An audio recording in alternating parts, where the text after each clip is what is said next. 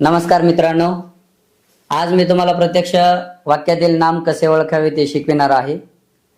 त्याच्यासाठी बोर्डवर मी नियम एक लिहून दिलाय। नियम तो असा आहे, वाक्यातील कर्म नाम असते।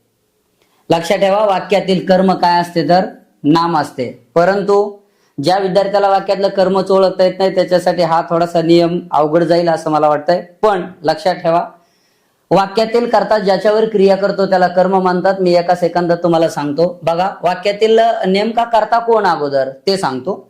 इथं मी एक उदाहरण दिलंय, लक्षात घ्या।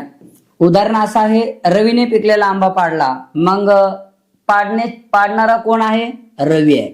याचा अर्थ या वाक्यात रवी क्रिया करतो म्हणजे रवी वाक्यातील कर्ता आहे। आणि हा कर्ता वाक्यात ज्याच्यावर क्रिया करतो त्याला कर्म म्हणतात।